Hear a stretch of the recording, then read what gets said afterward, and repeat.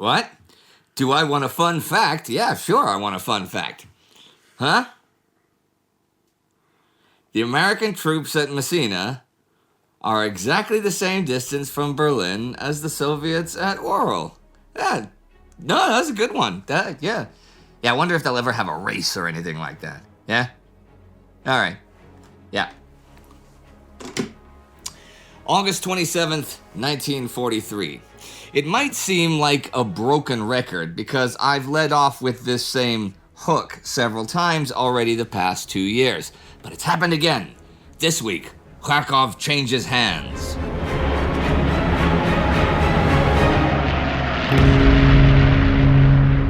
I'm Indy Neidell. This is World War II. Last week, the Allied occupation of Sicily was complete. In the Solomons, the Allies began landings on Vella La Vella. Allied leadership also began a conference in Quebec about future plans, and there they signed an agreement combining the British and American nuclear weapons programs. There was also a lot of aerial action last week, with a raid destroying much of the Japanese Air Force on New Guinea, and 2 huge Allied bombing raids over Germany against heavy industry and experimental weapons installations. The action on the ground continued in the Soviet Union, with Soviet attacks all along the lines pushing back the Axis and closing in on the prize of Kharkov. Here's what follows.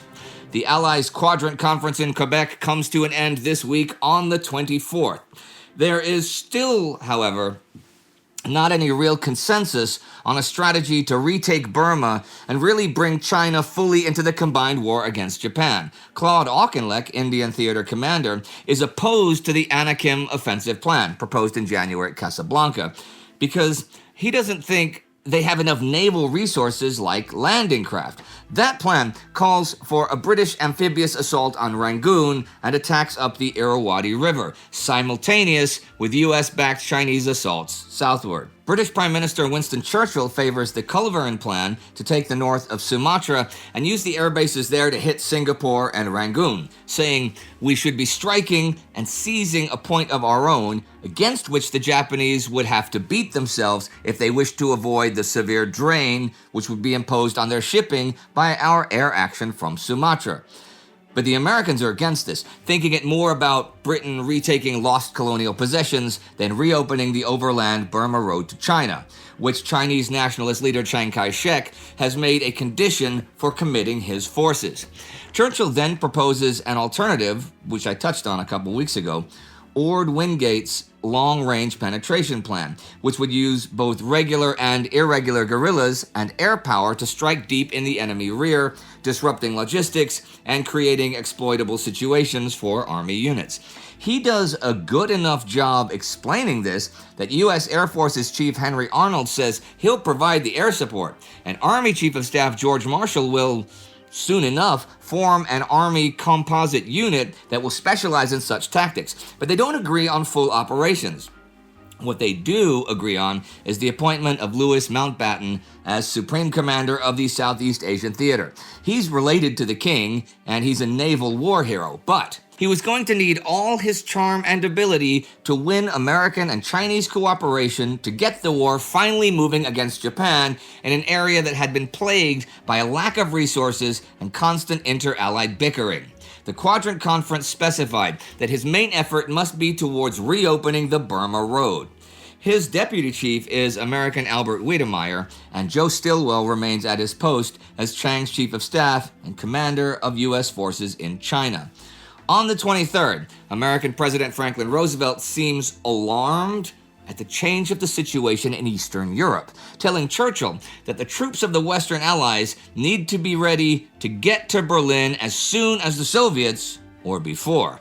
The American troops at Messina in Sicily are nearly exactly the same distance from Berlin as the Soviet ones at Orel, around 1,600 kilometers. Despite these great distances, which could surely not be covered for more than a year, Roosevelt showed concern about an eventual conflict of goals between the Soviet Union and the West. Churchill did not disagree. One other conflict not resolved at the conference is the conflict between the U.S. Army and Navy for their own strategy against Japan. See, Before the conference, Southwest Pacific Area Commander Douglas MacArthur submitted his plan Reno 2 to capture Rabaul early in 1944 and use that as a naval base for operations against New Guinea and the Philippines. Naval Chief Ernest King has other ideas. The Joint Chiefs do give their approval to MacArthur's plans for New Guinea and the Bismarck Islands, but not only do they not even mention his plan to invade Mindanao, they specifically say that Rabaul is not going to be captured. It is to be neutralized, meaning bypassing it with the island-hopping strategy and making it ineffective. However, this deprived MacArthur of the naval base he'd need in order to hit the Philippines. When he received the orders, MacArthur perceived them as another move by Admiral King to curtail his drive towards Manila in favor of the Navy's Central Pacific thrust. His suspicions were not allayed by Marshall's equivocal assurance that no decision had yet been taken as to which stepping stone would be next on the road to Tokyo. The U.S. Army chief indicated that a final decision would depend on the rate of progress of MacArthur's advance up the coast of New Guinea. That advance is slowly but surely moving along. This week on the 21st, the Australians occupied Comiotum, 10 kilometers southwest of Salamaua. As for the rest of that general region, on the 25th, the Battle of New Georgia is over with the Allies victorious. The final Japanese resistance at Bairoko has been defeated. The fighting for Vella La Vella seems like it will be next, though so far there hasn't been any. On the 27th, American forces land on Arundel, and from the 22nd to 28th, American forces occupy some of the islands in the Ellis Island group, including Nanumea and Nuku Fatau, and begin building airfields. The New Georgia campaign began at the end of June and has taken nearly 2 months to complete. The invasion of Sicily, completed last week, took several weeks less time. When the Axis finished their evacuation from Sicily across the Straits of Messina, Operation Husky was officially over. I went over the evacuation numbers last week, and here are some numbers about the overall offensive courtesy of Steven Zaloga. The Italians took around 4,680 men killed, 5,000 wounded, and just over 150,000 captured or missing for around 160,000 total. The Germans took 4,561 killed, 4,584 missing, and 5,523 captured, so 14,667 total. Another 13,532 were wounded in the campaign and evacuated. Of the 217 tanks and assault guns the Germans had, they lost 170 of them, which is close to 80%. Italy lost all of its armor that was on the island. Although Albert Kesselring later boasted that the evacuated divisions were ready for service, this was a considerable exaggeration. The three principal German divisions involved in combat had lost well over half their effective combat strength and personnel and took months to rebuild. As for the Allies, the Americans lost 2,237 killed and 5,946 wounded, and the British and Canadians 2,062 killed and 7,137 wounded. That's in the 7th and 8th Armies. Naval losses are 860 killed and 895 wounded. The operation has succeeded in its main goals. Italy is no longer fighting, and Mussolini is out of power. They have relieved pressure on the Red Army, and the Mediterranean is once more open for shipping convoys. In terms of tactical success, it's more of a mixed bag. The initial amphibious assault, though very complex and put together fairly quickly and from all points of the compass, was well conducted, and gaining aerial superiority was well executed. The airborne landings at night, not so much. And that was a costly, bad decision to make. But on the other hand, despite a fair amount of avoidable disasters, they did disrupt the enemy's defenses. The conduct of the ground campaign was less impressive, in part owing to the cautious landing plan and concentration of all Allied forces in one sector. The deployment of both Allied field armies in southeastern Sicily proved troublesome once the beachheads were secure, since the terrain around Mount Etna channeled their advance along difficult and predictable routes. This allowed the modest Axis defensive forces to concentrate and delay the much larger Allied force. And yeah, We have seen a fair amount of dysfunction in the Allied command, much of that ego-driven, but the Axis combined command was way, way more dysfunctional. Well, it is all in the past now, but Italy's future at this point is anyone's guess. And if the German divisions there are not at full combat strength, the ones in the Soviet Union have it much rougher. After all of the fighting, beginning with Kursk and continuing with the Soviet counteroffensives, the German armor in 4th Panzer Army and 8th Army, for example, is in a pretty dire state. The 11th Panzers have 15 tanks. The 19th Panzer Division, 7. And their commander was killed. The SS Panzer Divisions Das Reich and Totenkopf have 55 between them, now in a single combat group to protect Kharkov. I mentioned 8th Army. This week on the 22nd, it is reformed from Army Detachment Kempf. Of course, the Voronezh and Steppe fronts that have done the local fighting here for the Soviets have paid heavily as well. 250,000 casualties by now, which is over a quarter of their initial strength. On the 22nd, the Germans begin pulling out of Kharkov. Army Group South Commander Erich von Manstein thinks remaining would sacrifice 8th Army in a Stalingrad rerun, and has managed to convince Adolf Hitler of this. Steppe Front Commander Ivan Konev orders an all-out assault on Kharkov, but on the 23rd, there is no enemy left there to attack. So, the Soviets liberate Kharkov. It has now changed hands 4 times in 2 years. On the 24th, 224 guns fire salute in Moscow for the troops who liberate it. On the 25th, the Soviets liberate Zenkov and Akhtirka. Thing is, especially with pulling out of Akhtirka, the Germans have shortened their front lines quite a bit, and they have even created an armored reserve with units that could be pulled out of the front lines. Voronezh Front Commander Nikolai Vatutin issues orders the 26th that just reaching the Dnieper is not the only goal. He wants to destroy as much of the enemy east of the river as he can before they can withdraw, and to secure such bridgeheads over the river that the enemy's defense lines are useless. This is kind of major, since the river's west bank is higher than the eastern one, so if the Germans really get established, any crossing could be seriously bloody for the Soviets. Thing is, since it doesn't seem the Axis troops of Army Group South have the reserves to stop the Soviet hammer, either there or further south near the Black Sea coast, Manstein is pleading with OKH to evacuate the Axis bridgehead in the Kuban and bring 17th Army up to reinforce his beleaguered forces. Ewald von Kleist, who commands Army Group A, which commands 17th Army, is also for this, but as of this week, OKH has only agreed to allow the 13th Panzer Division to be withdrawn. Further north, there is both more Soviet planning and more Soviet action. The Western Front drafts a plan the 22nd for their upcoming operations. The main thrust will be in the center with 4 armies against the German 12th Army Corps. They will break that and then head for Yelnya. Supporting attacks will be towards Dorogobush and Yartsevo.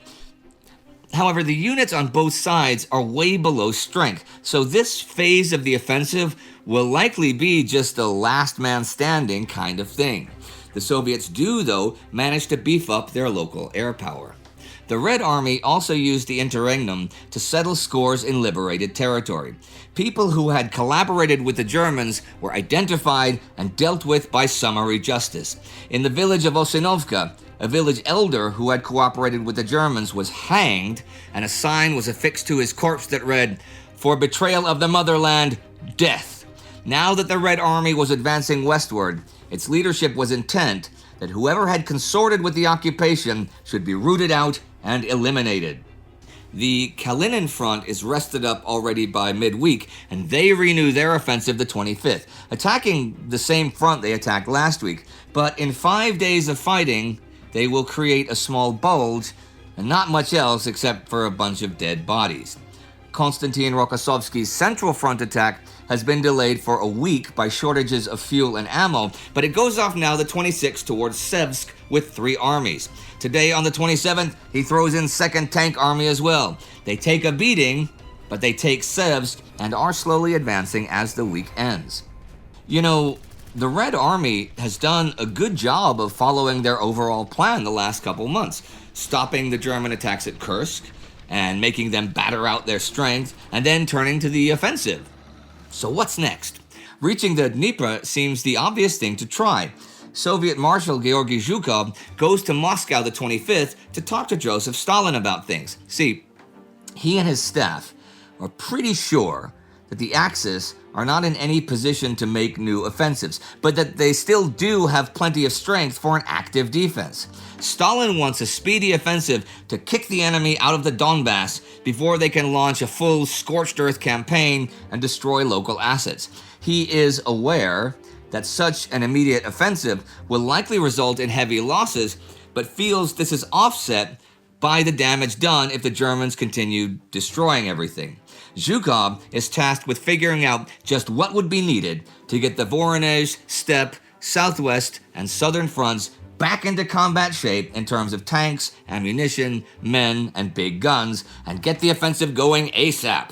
Zhukov gives Stalin the numbers. Stalin studied the requested quantities carefully, correlating them with the requirements of other sectors. Finally, he reduced them all by between 30 and 40%, telling Zhukov the rest would be provided when the formations involved reached the Dnieper. The practicalities of balancing a multitude of demands clearly created problems for the Soviet Union as well as for Germany, but the overall level of supply was far greater. This is true. In a summary of military production, Zhukov notes that they estimate 35,000 planes and 24,000 tanks or self-propelled artillery would be produced over the course of 1943, which is way more than what Germany can do. So, even with Stalin's reduced numbers, they'll still have the big advantage in reinforcements, though without bringing the fronts up to full strength, they will take some serious casualties. Zhukov and his crew start making plans. They're not the only ones making plans for fighting Germans. After the destruction of Hamburg, the British have planned a series of bombings of Berlin, which will maybe wreak similar havoc. Now, you can learn more about these in more detail on our War Against Humanity series hosted by Spartacus. The first one comes on the 23rd by over 700 bombers. They kill 854 people, of whom 102 are foreign workers and 2 are Allied POWs, according to Martin Gilbert. But they themselves lose 298 aircrew killed and 117 more taken prisoner. Today, on the 27th, comes a raid by 185 American bombers on a rocket launching site at Epernay near the Channel coast. Thing is, the attack comes after the concrete has been poured, but before it is set. So the bombing turns the place into this big mass of twisted steel-reinforced girders solidified into a huge, distorted, useless mass of material. The Germans will have to start construction all over again. And after Hitler and Albert Speer meet about it, Xaver Dorsch, chief engineer of the Todt organization, will be authorized to build a 1,000,000-ton concrete dome at Wiesn. You can see that Hitler has high hopes for these weapons. The Germans do use another weapon, the HS-293 radio-guided glider bomb, for the first time this week on the 25th. This is against an escort ship hunting subs in the Bay of Biscay. It is not very successful. And the week comes to an end, and it was quite a week, with the Quebec conference ending, though there was much left undecided, the Battle of New Georgia ending in the Allies' favor, and the Soviets advancing in several places, usually at great cost, but advancing nevertheless. And liberating Kharkov, which is a big deal, which has changed hands 4 times now in 2 years. But for the moment, at least, it doesn't look like the Axis have the force to take it back again. At least, not while the Soviet steamroller is still in beast mode. And the Japanese have lost New Georgia and the Munda airfield. And it looks like the island-hopping strategy is, again for the moment, starting to reap dividends. Sicily cleared of the enemy too. You might think it seems like the tide may have turned, but remember this. The Axis forces still have millions and millions of well-trained, experienced troops, and tanks, and planes, and artillery, and special weapons programs, and tons of occupied territory with resources and civilians to use as they see fit. What might seem like the tide turning may just turn out to be a hiccup, and it is certainly not all downhill from here for anyone. The final episode of Between Two Wars recapped the downhill slide the world took into this war. And you can check that out right here. And for me to continue to cover whatever happens in future, join the Time Ghost Army at timeghost.tv or patreon.com. These are our newest commissioned officers, and the Army member of the week is Jeremy Langui or Langai. Whichever one it is, I'm sure Jeremy will let me know. And hey, if you want to see non-historical stuff that myself and Spartacus post, follow each of us on our personal Instagram accounts. Do not forget to subscribe. See you next time.